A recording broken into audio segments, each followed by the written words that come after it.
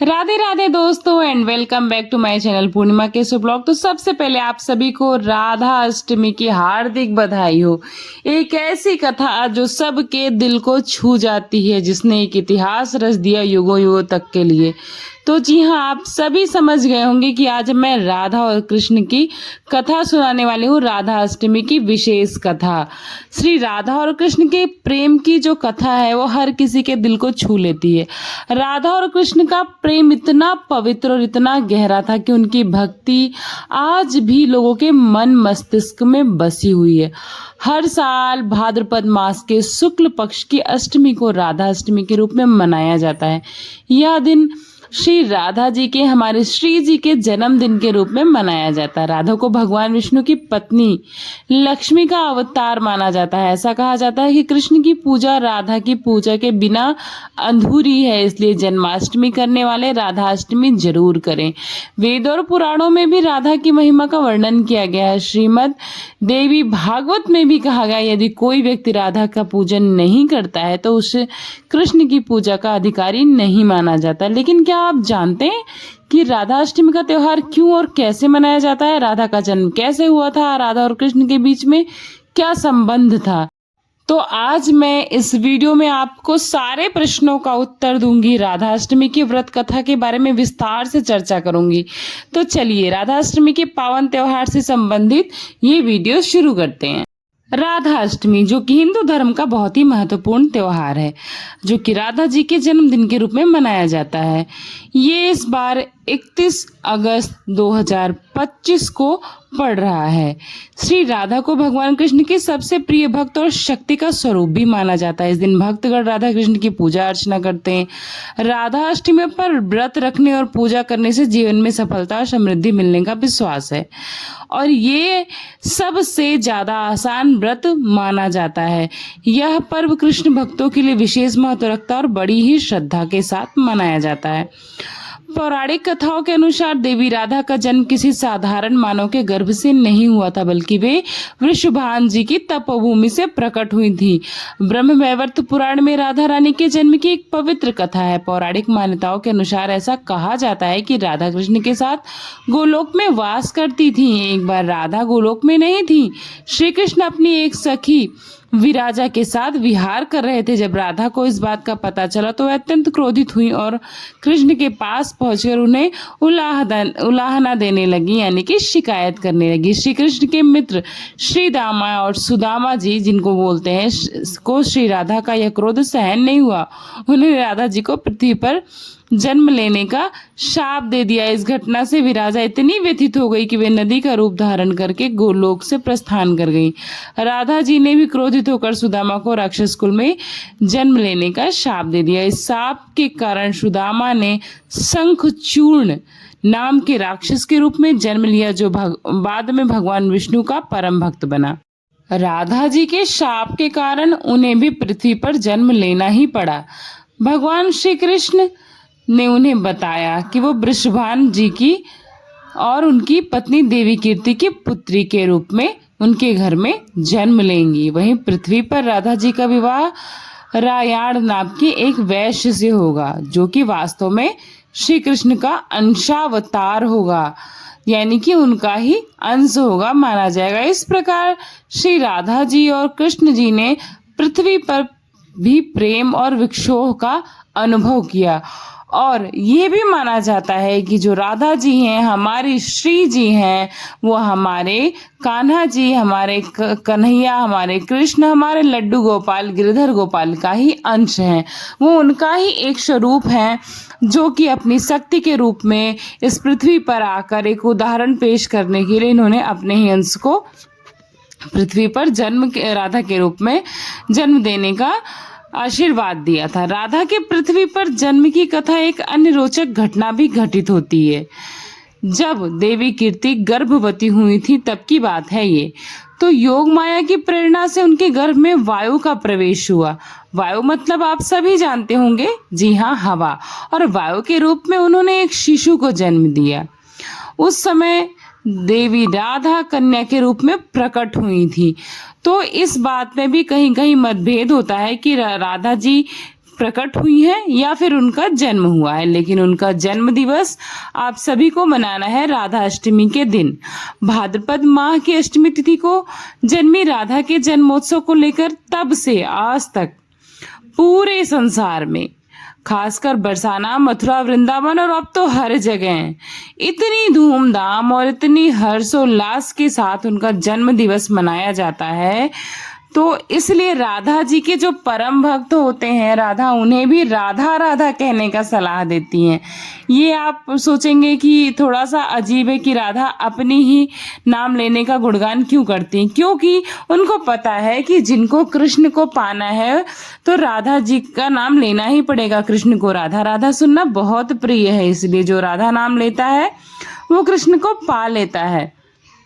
इसलिए अगर आप सब कृष्ण जी के भक्त हैं तो आपको राधा जी का पूजन अवश्य करना है, उनके लिए भक्ति, उनके लिए आस्था भाव जगाना ही होगा। हमारे श्री जी हैं जो हमें हमारे कान्हा से मिला सकती है, हमारे लड्डू गोपाल से मिला सकती हैं। तो ये कथा बहुत ही रोचक है और बहुत ही ज्यादा प्रचलित है। राधा अष्टमी को राधा रानी का जन्मोत्सव है, ये सभी को पता होगा। और पूजा के माध्यम क्या होता है, वैसे तो कहीं कहीं ये है कि राधा जी का जन्म 4 बजे भोर में हुआ था, लेकिन गृहस्थ वाले जो होते हैं वो दोपहर में 12 बजे मनाते हैं। पौराणिक कथा के अनुसार वृंदावन में महर्षि वशिष्ठ के पौत्र ब्रह्मा के मानस पुत्र महर्षि कर्दम ने उनकी पत्नी कलावती का निवास था। वे लंबे समय से निसंतान रहे थे। पुत्र प्राप्ति की इच्छा से उन्होंने भगवान विष्णु की कठोर तपस्या की थी। उनकी तपस्या से प्रसन्न होकर भगवान विष्णु प्रसन्न हुए और वरदान मांगने को कहा। महर्षि कर्दम ने संसार की लीला को संचालित करने के लिए ऐसी शक्ति की मांग की जो कि स्वयं भगवान विष्णु की अवतार की प्रेरणा बन सके। भगवान विष्णु ने उनकी इच्छा स्वीकार कर ली और अंततः भाद्रपद शुक्ल अष्टमी को कलावती के गर्भ से दिव्य ज्योति के रूप में एक कन्या का जन्म हुआ। और यही राधा समस्त जगत की आराध्या श्री राधिका जी के रूप में प्रकट हुई। उनके जन्म की संपूर्ण ब्रह्मांड आनंदित हो उठा और दिव्य प्रकाश से भर गया।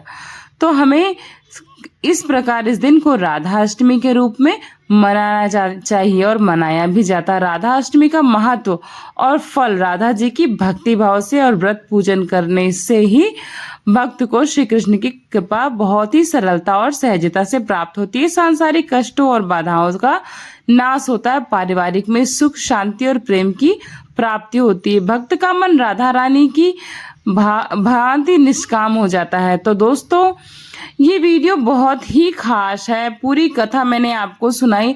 आज बहुत सारे ऐसे लोग हैं जो राधा जी के और कान्हा जी के प्रेम को बहुत ही गलत रूप से उदाहरित करते हैं।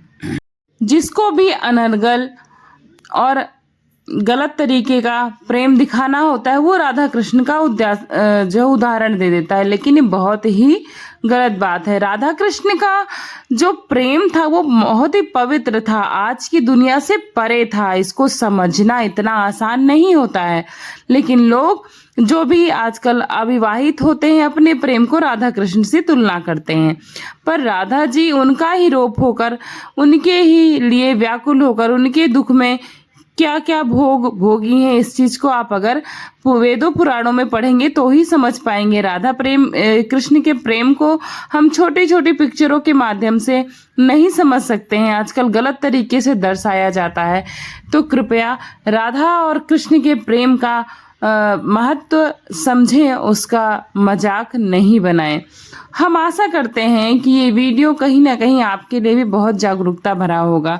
आजकल हमारे युवा पीढ़ी में जो भी लड़के लड़कियां प्रेम करते हैं वो अपने आप को राधा कृष्ण ही समझने लगते हैं। वो अपने अनर्गल और अनर्थ करते हुए हर कार्य को, हर कृत्य को राधा कृष्ण के प्रेम से तुलना कर देते हैं। हम आशा करते हैं कि ये वीडियो आप सभी अपने फ्रेंड्स एंड फैमिली के साथ शेयर करेंगे और हर इंसान को, हर व्यक्ति को राधा नाम के बारे में जागृत करेंगे। इससे आपको बहुत ही लाभ होगा। और कमेंट बॉक्स में राधे राधे लिख कर जाइएगा। इससे आपको बहुत जल्दी राधा अष्टमी के दिन आप कथा सुन रहे हैं या फिर उसके बाद ही सुनेंगे तो बहुत जल्दी आपके घर में कोई ना कोई बहुत बड़ी खुशखबरी जरूर आएगी। आपके मन में अगर किसी तरह का कोई भी सवाल हो, कोई भी प्रश्न हो, कोई भी सुझाव हो तो आप हमें दे सकते हैं। हम जल्दी से जल्दी उसका आंसर यानी उसका जवाब भी देंगे और हम हर प्रश्न को ज़रूर पढ़ते हैं और उसका जवाब देने की हमेशा प्रयासरत रहते हैं। तो आप अपना जवाब मांग सकते हैं। और राधा अष्टमी राधा रानी का जन्मोत्सव है तो सब हर्षोल्लास के साथ मनाइएगा। इतना सरल व्रत है कि 12 बजे तक आपको रहना है। उसके बाद आप अन्न का सेवन, फल का सेवन सभी कुछ कर सकते हैं, पर यह ध्यान रखिएगा कि सात्विक भोजन होना चाहिए। क्योंकि अनाज खाने की मनाही इसलिए होती है क्योंकि अनाज हमें आलस प्रदान करता है और भक्तों में जब आलस होगा तो हमें उत्सव कैसे मनाएंगे राधा रानी का। इसलिए आपको इस दिन अनाज खाना है तो बहुत ही संतुलित मात्रा में खाना है, नहीं तो आप फलाहारी करके इस व्रत का आनंद लीजिए, उपवास करिए, राधा कृष्ण की पूजा करिए। आपके घर में अगर युगल छवि है तो अति उत्तम है, उनका पूजन करिए। नहीं तो मैंने पूरी पूजा विधि बताई है कि आपके घर में अगर कृष्ण जी हैं और राधा जी नहीं है तो आपको कैसे कैसे करके राधा जी की पूजन करना है। राधा जी की आरती भी होती है, अगर मंदिरों में जाकर आप कर सकते हैं तो भी अच्छी बात है, नहीं तो घर में जरूर करिएगा। राधा अष्टमी व्रत कथा का पाठ भी किया जाता है या फिर आप उसको श्रवण भी कर सकते हैं। अगर आप पाठ नहीं कर सकते तो आप ये मेरी कथा चलाकर श्रवण करेंगे तो भी आपको पूरा पूरा फल मिलेगा। आप राधा जी का श्रृंगार करिए और राधा जी को सजाइए, संवारिए। राधा जी को सजना संवरना बहुत ज्यादा प्रिय था। तो चलिए अब मैं बता देती हूँ आपको कि राधा अष्टमी के दिन आप क्या क्या खा सकते हैं। राधा अष्टमी के व्रत के दौरान भक्त फल, दूध और अन्य सात्विक भोजन कर सकते हैं, जो कि मैंने पहले भी बताया है।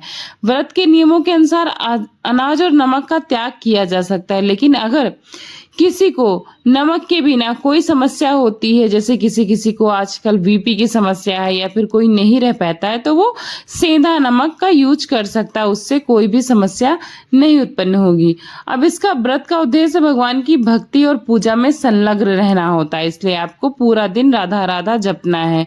ओम राधाय नमः का भी आप जाप कर सकते हैं। आप माला में भी राधा रानी का जाप कर सकते हैं, उनका आप अभिषेक कर सकते हैं, उनका श्रृंगार कर सकते हैं। यकीन मानिए इतने आनंद की प्राप्ति होती है ना कि मन इतना खुश, इतना प्रसन्न हो जाता है कि आप जब अनुभव करेंगे तो स्वयं वो सोचेंगे कि कितनी अच्छी बात बताई थी। राधा अष्टमी और कृष्ण जन्माष्टमी दोनों पर्व भगवान श्री कृष्ण और उनकी परम प्रेमिका श्री राधा रानी से ही संबंधित है। श्री कृष्ण जन्माष्टमी उनके जन्म दिवस के रूप में मनाई जाती है, जबकि राधा अष्टमी श्री राधा जी के जन्म दिवस के रूप में मनाई जाती है। तो दोनों ही पर्व भक्ति और प्रेम का प्रतीक माना जाता है। तो आशा करती हूँ आप सबको ये वीडियो बहुत पसंद आई होगी, बहुत जानकारी वाली लगी होगी, और लगी है थोड़ा सा भी आपको आनंद देती है तो वीडियो को लाइक कर दीजिएगा। बिना लाइक किए मत जाइएगा, चैनल को सब्सक्राइब कर लीजिएगा। मैं बहुत ही रोचक वीडियो, बहुत ही अच्छी इंटरेस्टिंग वीडियो लाती हूँ। अगर आपको किसी प्रकार की वीडियो चाहिए तो आप कमेंट बॉक्स में बता सकते हो, मैं उससे रिलेटेड वीडियो जल्दी से जल्दी लाने का प्रयास करूंगी। अपने सुझाव आप जरूर दीजिएगा और कमेंट बॉक्स में राधे राधे लिख कर ही जाइएगा। तो चलिए अब इस वीडियो को खत्म करने का समय आ गया है, तो इसके पहले आप राधा रानी के दर्शन करिए और हमारे साथ बोलिए जय श्री राधे, जय श्री कृष्णा। तो चलिए मिलती हूँ नेक्स्ट वीडियो में, तब तक अपना खूब सारा ख्याल रखिएगा, राधा रानी की पूजा करिएगा।